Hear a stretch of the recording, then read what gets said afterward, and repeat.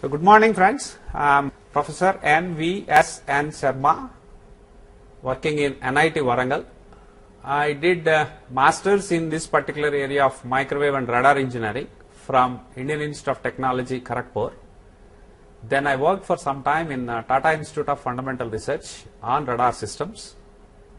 Later on, I worked for my PhD in the area of microwave engineering from again Indian Institute of Technology, Kharagpur, and I joined this institute about 20 years ago, that is in 1990, and I have been teaching this subject right from first semester till now, and I have been also associated with the defense labs in Hyderabad in their radar jamming techniques projects. So with this confidence, I developed this course on radar engineering, and in today's class, I am going to give you the overview of this subject. So let us see what is that we are going to get after studying this subject.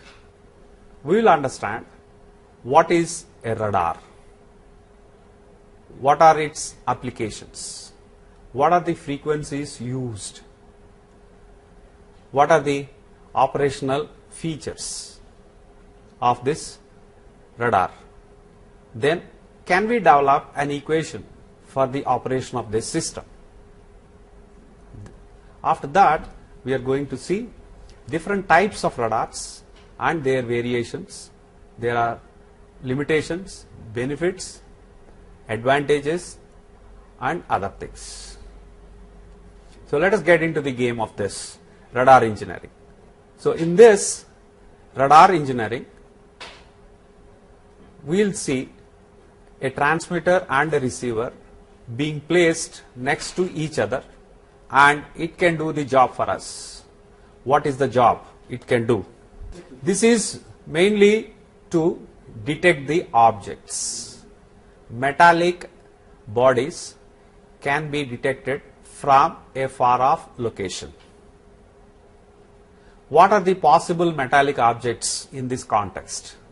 They can be aircrafts, ships, cycles, or even human beings. These ones are having the capability to reflect or to scatter the electromagnetic waves impinged on them. So, early 1940s, people started experimenting on the scattering capabilities of these metallic objects, and from the scattered signals, people started making some measurements to see that whether we can make a system to observe these scattered signals. That is how slowly by 1945, during World War time, many countries could develop a radar system and make use of it. So radar was basically a military system to start with, to identify the incoming ships or aircrafts. And it is possible to detect the presence of a ship at a very far off distance. That was the advantage people could derive from this system. So the main objective of this radar system is to detect the presence of an object. For this purpose, we make use of electromagnetic waves. But the other name for electromagnetic waves is radio waves. So this detection process, we call it as radio detection. Not only the presence of an object we can detect, we can also find the speed of the object if it is moving. This gives a great advantage for the military people to understand what is the likely time of this object to enter into our boundary or territory, and what is the time I should fire the gun to eliminate this.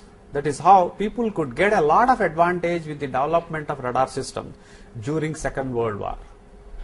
Germans, British, US and many other countries could develop these things at that point of time. So Presently, the radar is not only a military system, but also is being used in many other fields. For example, the police people can use it on the highways to find out the speeding vehicles. The motorist going at speeds beyond the limits specified for that particular location, without the driver being observed or without the driver aware of that his velocity is being measured. That's the greatest advantage people could derive directly from this. Another major application people are taking the advantage of these radars will be in the area of maps, drawing the maps of the locations.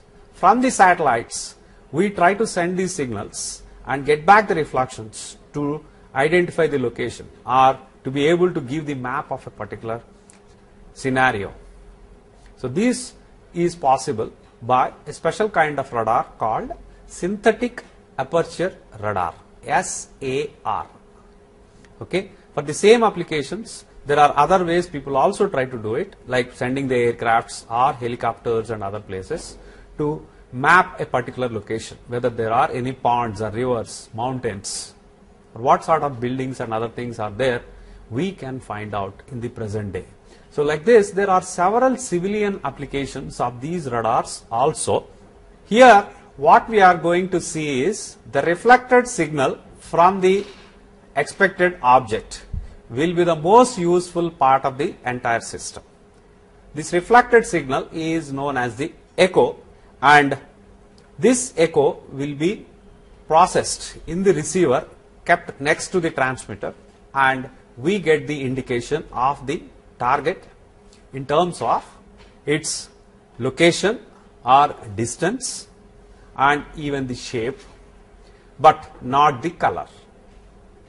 If you are interested in the speed, we also try to measure its speed by finding out the Doppler shift in the return signal. This Doppler shift is a known phenomenon in the transmitter and receivers when they are moving. We know in our earlier subjects that whenever there is a movement between transmitter and receiver, there is a change of frequency in the received signal depending on the movement. So, if you observe the change in the received signal frequency, that gives an indication of the speed. So, this is being exploited in the context of these radars to find out the velocity of the target. So, the main points we are going to find here will be the echo and the Doppler shift. What exactly is that echo we mean? When did we come across this? This word we came across when we studied the subject of sound. When you stand at the top of a well and give a word, what happens? You will get the resound of that after certain amount of dip. Why does it happen? It happens because the sound signal goes up to the bottom of the well and gets reflected from there and comes back. So due to this, there is a delay in the resound or echo of this. So if you can find the delay in terms of the time, we can determine the depth of the well. That was the clue with which the radar systems could be started. So in this context, what I narrated just now, we are using the sound waves. Then, why we cannot use the sound waves in the context of radars? Why do we need to go for electromagnetic waves? The second one which we are going to see is the Doppler shift. So here, suppose there are two people on the two edges of the road and a car is moving from one end of the road to another end, and the driver is giving the horn. What's going to happen? Just imagine. Just a minute, I'll just give you the picture again. There is a road. At one end there is one observer for us. There is another observer at this point. And the car is moving from here to here. And the driver is giving the horn. What do you observe? The driver observes the same frequency signal at all the time. Yes or no? For the driver, he is moving with the same speed of the sound. So he doesn't find any change in the frequency. Whereas, for this person, what's going to happen? The vehicle is moving in this way or away from the observer. So he will see that the frequency of the signal is reducing. What happens to this observer? As the car is approaching him, the frequency of the signal is going to increase. This is what we call it as Doppler shift. For same frequency signal we are giving it all the time, but the driver who is moving with the same velocity is not observing any change in the frequency, but a person who is observing that it is moving away, there is a reduction in the frequency. For an observer who is getting the object close to him, there is an increase in the frequency. This is known as Doppler shift. So by determining the change in the frequency of the received signal, we can find out the velocity of the target. This is what exactly is being practiced in the case of radar systems. Another civilian application we find with these radars will be in the air traffic. Air traffic controller will be able to guide so many aircrafts approaching or going away from a particular airport only with the help of these radar systems. And another one is the meteorologists, the people who do research work on the weather. They make use of this to predict the weather conditions. There are radars who are meant only for identifying the weather conditions, or what we call them as weather radars. Weather radars also use the same principle of your Doppler shift. A simple Doppler frequency change can give you so many parameters of interest. It can give you velocity in one context, it can give you the weather information in some other context. It is all that from the return signal, what is that we are trying to extract, that matters. The return signal contains several informations, several ways you can make use of it to get the desired thing. So this radar is so interesting and having so many applications. It is purely electronic system. So when you study this subject of radar engineering, you will know how to design a system, how to conceive the components required for a particular operation, how to put them together and give a good architecture or system integration. You will come to know how to specify what should be the sub blocks of this particular system. How do I choose the characteristics of different subsystems or components or blocks or modules, whatever you call, you can identify with this. And also you can see how we can modify some of the blocks to get some specific applications in this radar system. Though a radar can do many jobs, sometimes you require only less number of jobs. So for that, how to design, how to maximize the performance, you can understand in this. That is why this subject is normally given in the 4th year or the last subjects of the entire program, so that you will be ready to use these concepts or principles in other areas also to design systems. So the basics of all the previous subjects will be made use of in this subject as well. Like we are going to touch some concepts of your circuits, ICs, microprocessors, communication theory, signal processing, microwave engineering, antenna engineering, similarly several others. So this encompasses all your earlier subjects. That is how you will have more confidence in those subjects, as you could see the application of those things in this particular area very clearly. So that is another added advantage of this. Then coming back to the system operation, as I mentioned to you, we are sending the waves towards the object and getting the echo from that. Then why we cannot use the sound waves? Why should we go for electromagnetic waves? If you go for sound waves, what's going to happen? It is going to disturb the neighbors, because they also can hear whatever signals you want to transmit and receive. And the echo from the sound waves will be very, very faint, very, very small value, which is very difficult to operate in the receivers. And the speed is also very less, like 3 into 10 power 2 meters per second. But if you go for electromagnetic waves, what's going to happen? The speed is very high, 3 into 10 power 8 meters per second. There is a change of 10 power 6. Is it not? So they travel at million times higher speed than sound waves. So if the target is hundreds of kilometers away, still you get back the echo within a very short time.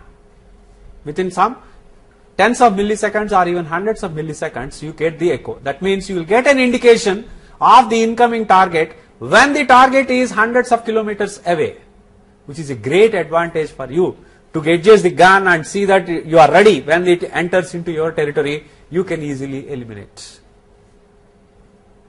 Am I right? And when you are sending the electromagnetic waves in a particular direction to observe the target and other things, you are not disturbing anybody. So the interference to other systems or neighbors is very less. The return signal is also considerably large, because the attenuation of the electromagnetic waves in the air or in the free space is comparatively much less. So you get good amount of return signal, wherein you find it very easy to process it in your receivers.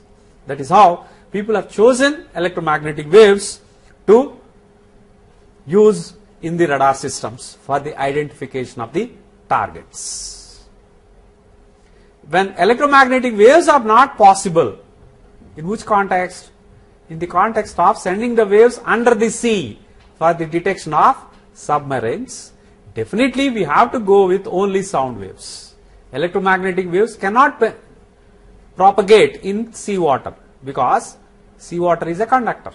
There is no choice of electromagnetic waves, we settle for sound waves. So in the context of submarine identification also, we use the same concepts and everything, but only change is, instead of electromagnetic waves, we use sound waves, and we call such a system as sonar. So radar and sonar work on the similar principles. Okay.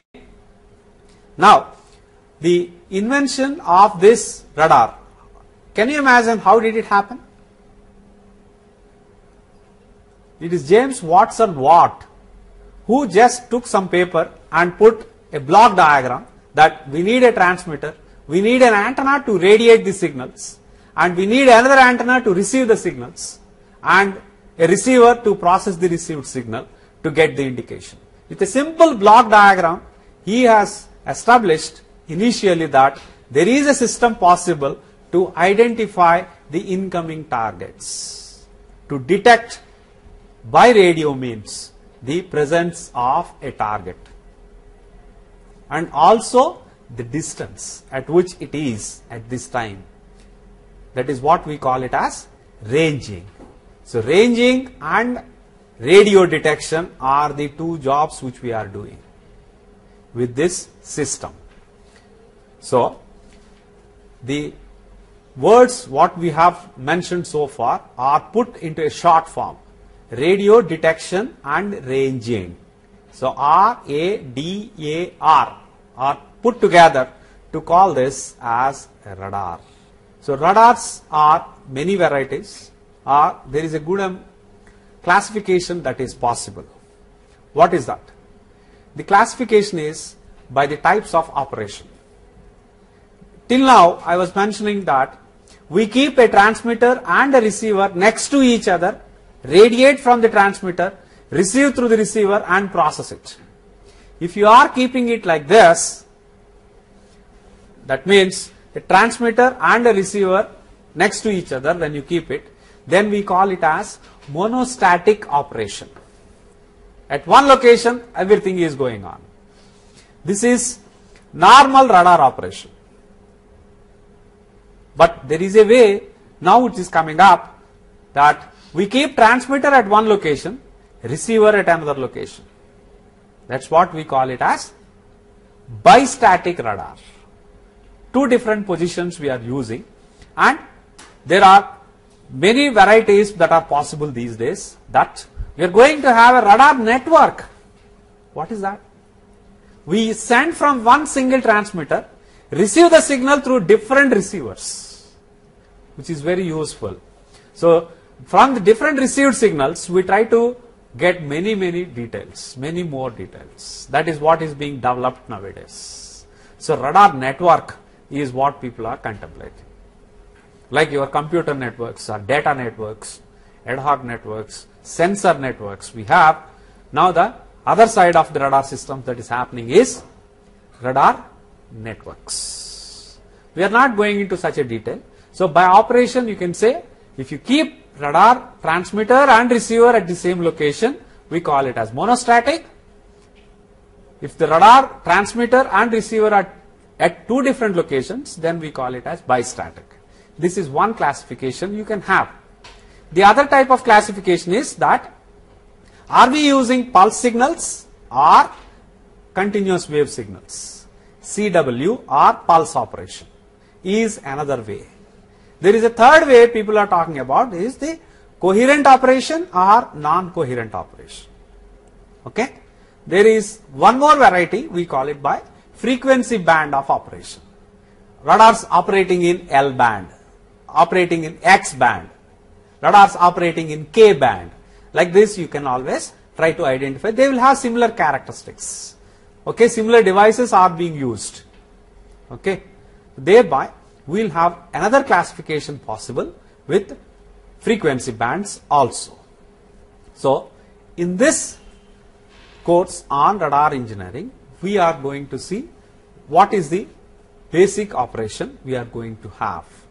How do we send the signals? How do we generate them? How do we amplify them?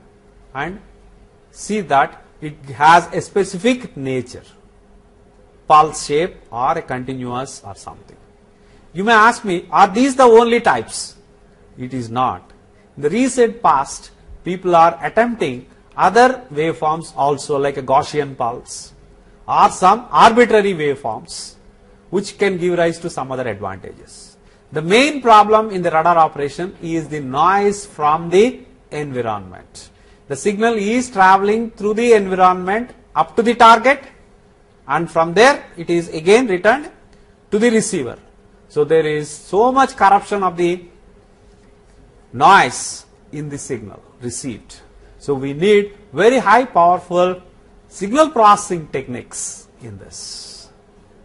Here we call it as radar signal processing rather than your conventional digital signal processing.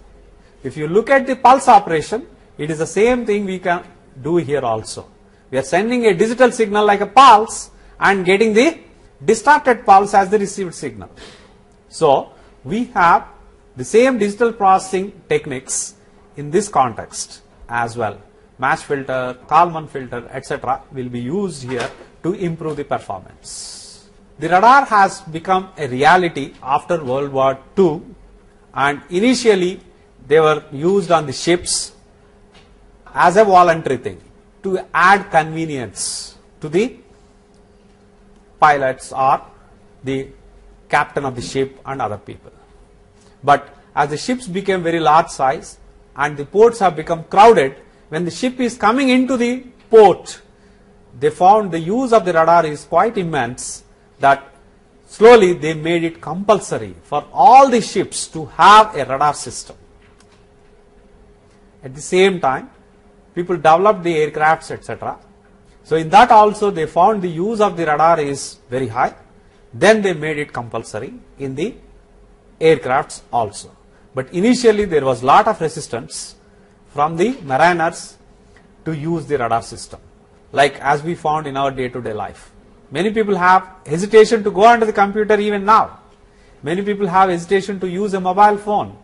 But as we see, without mobile phone, the life is nothing for many people already. So mobile has become a common thing. In the same sense, the radar also has become an inevitable component in all ships and aircrafts because of its immense use. In the case of radars, there are specialities we make use of. The distances are generally given in terms of nautical miles, NMI. 1 nautical mile is about 1.75 kilometers. A normal mile is 1.5, is it not, kilometers, whereas here it is 1.75. So when we are talking to a radar engineer, first of all we should change our language to nautical miles. Similarly, the display of the return signal is normally not on a CRO as it is. A CRO gives voltage to time indication. Okay, in the good olden days we used to have such devices called A-scopes, the return signal amplitude versus the time of return. But slowly people found that there is a different way of representation that is more convenient, and they landed at a different scope called PPI, plan position indicator. So like this, there are definitely some more new things which you will be coming across in the subject of radars. Similarly, the velocity of a target is not given as meters per second or kilometers per second. It is expressed in terms of knots, KNOT. Okay, 1 knot is equal to 300 meters per second. Okay, velocity of sound, minimum value is 1. Multiples of that is 2 knots, 3 knots, 4 knots, like that.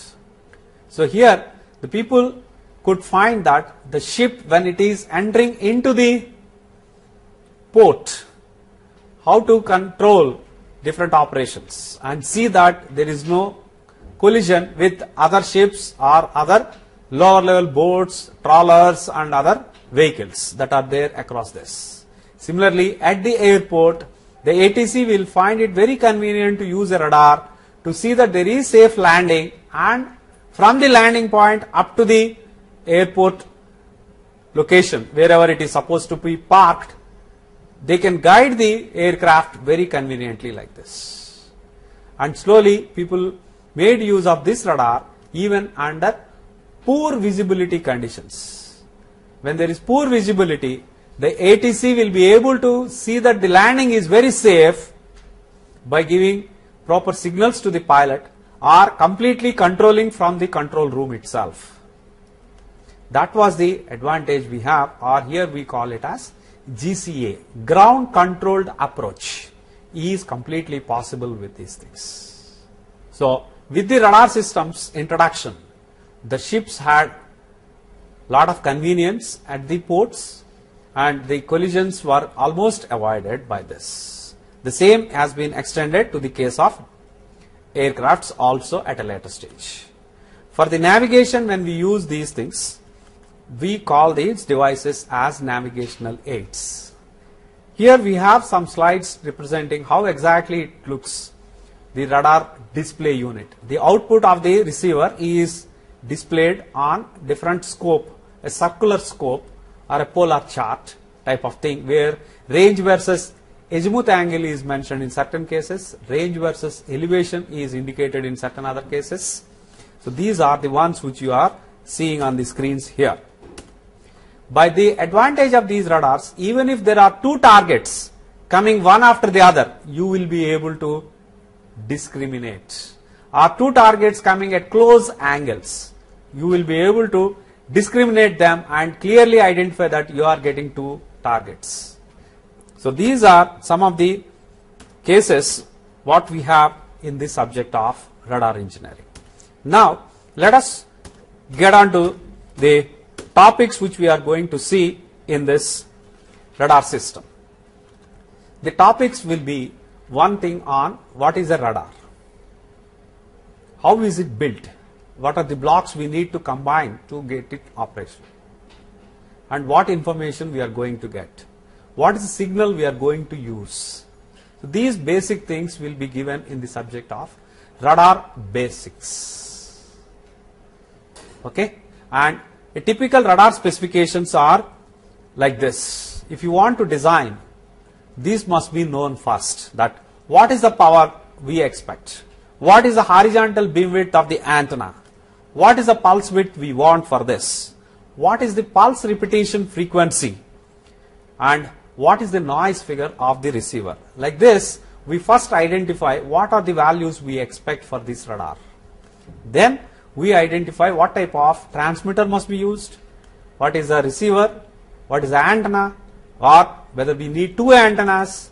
All these things will be calculated, and then we go for the movement, how much is required for the antenna to identify the targets coming in different directions.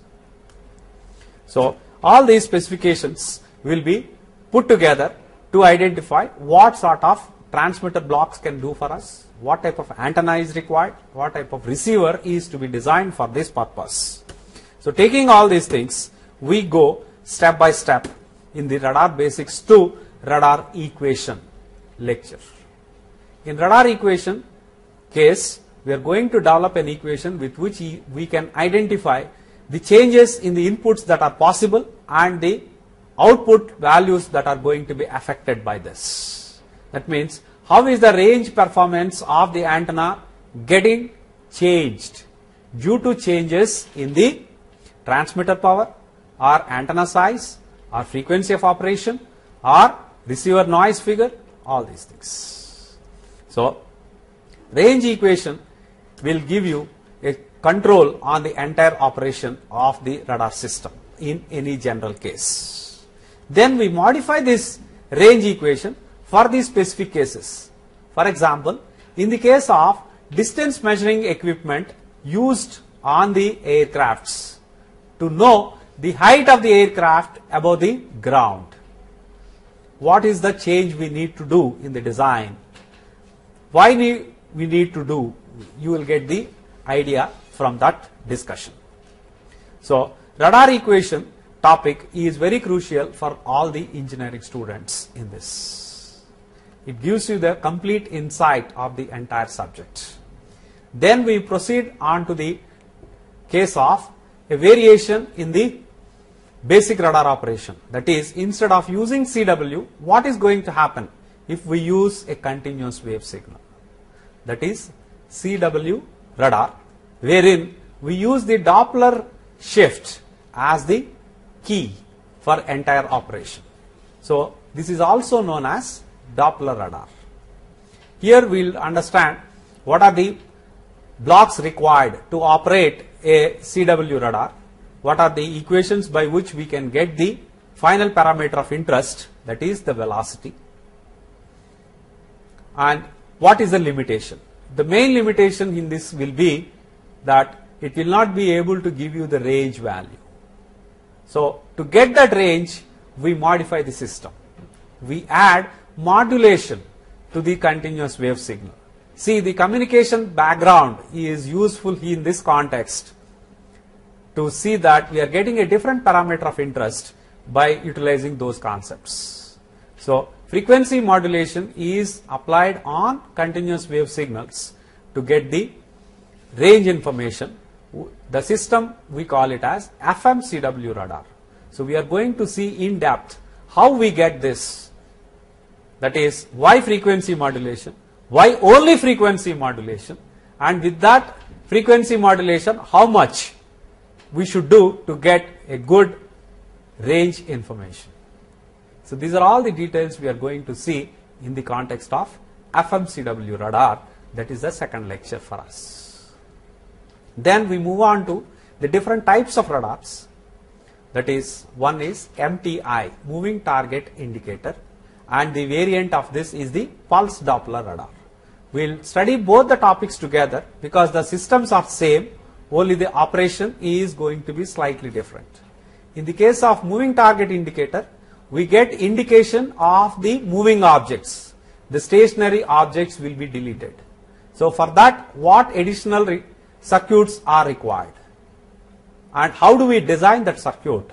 That is, delay line canceller is the extra component we require for this, and how to design such a delay line canceller we are going to see in this. when it comes to pulse Doppler radar, it will not be able to give you a good information on the position of the target, but it will give you an accurate information on the velocity of the target from the same system. So pulse Doppler has some advantages, whereas MTI has some other advantages, and both cannot be met by the same system. That means they follow Heisenberg's uncertainty principle. So this is all that we are going to understand in the third lecture on MTI and PDR.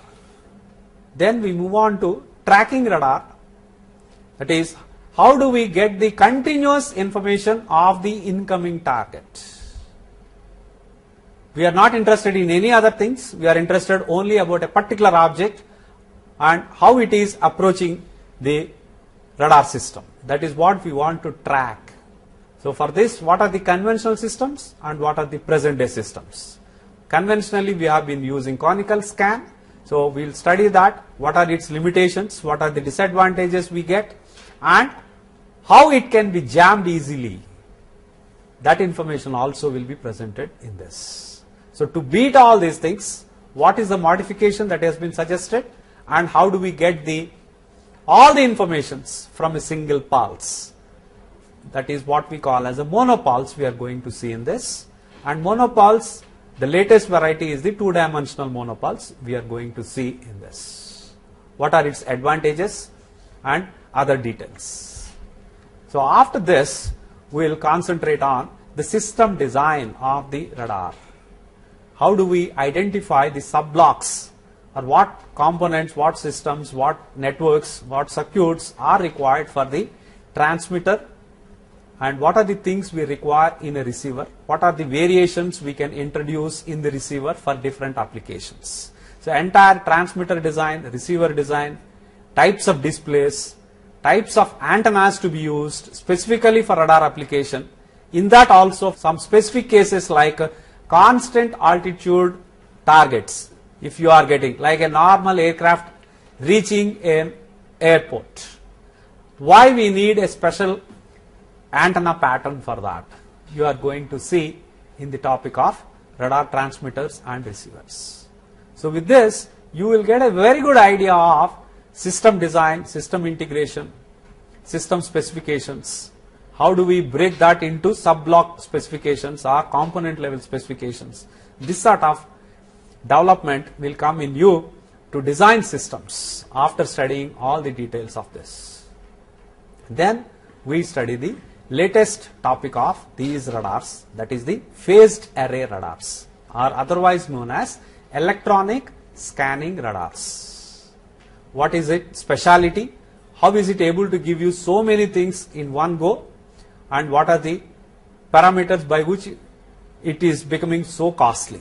So these details you are going to see in the topic of phased array radars. So with this, we study the primary radar systems and their plus and minus points, what are the varieties, applications, and many more things.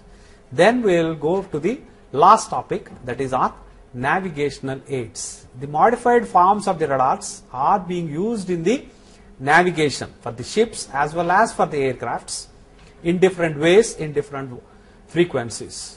So those ones like a VHF Omni range, distance measuring equipment, instrument landing system, and other things like automatic direction finder, you are going to understand in the topic of navigational aids. So with this, we are going to complete all the topics required for an undergraduate course in radar engineering at various universities. We are doing it in a free space and there will be some amount of inaccuracy. It is not that you are going by a tape. You are measuring by some optical means or electromagnetic means.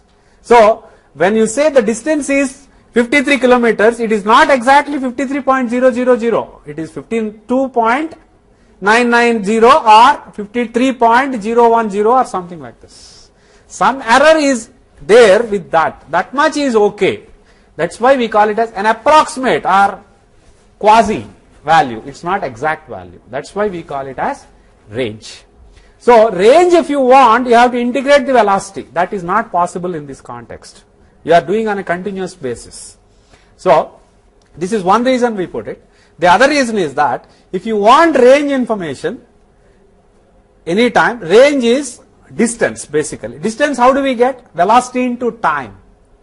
Velocity is fixed in the free space. So what is the time? The signal is sent from the transmitter, goes up to the target and comes back. So if you measure this time into velocity divided by 2 gives you the range. That is the basic equation. That is how the pulse, when you send, you start your counter, send the pulse, gets scattered at the target, it comes back.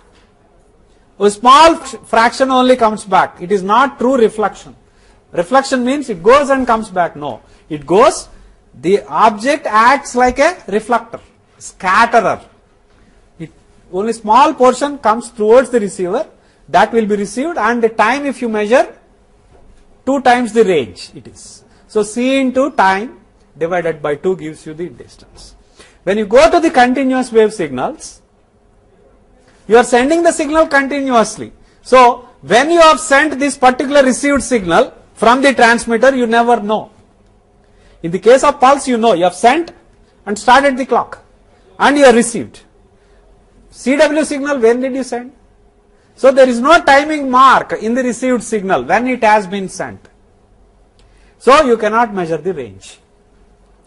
If you introduce the timing mark, that is by modulation. What is that we are doing in FM? We are sending different frequency signals at different times. So if the received signal frequency is this, transmitted signal of this is at that particular time, when you note it down, I am sending the signals between 100 megahertz to 200 megahertz. 150 megahertz is that I am trying to identify. So 150 megahertz I will see when it is sent, my clock starts, it goes. 150 megahertz when it is received, I stop my clock. I can find the time. Is it not? Or I put my clock for 120 megahertz. 100 to 200 megahertz I am changing, or 100 milliseconds time. Go to 200, come back, again 100 to 200, come back, 100 to 200, like this. You need not do all that also. You have the convenience at the expense of inaccuracy in the measurement. Obviously, you can use these things. And you need not go in a triangular manner like this. You can go in sinusoidal and other aspects also. What is that? You are giving the input signal for FM. A triangular signal. Is it not? Or a sawtooth, whatever we call it. You need not give that also. You can give a simple signal, but with inaccuracy. This is what the electronics part you are going to see more and more details when you go to the subject.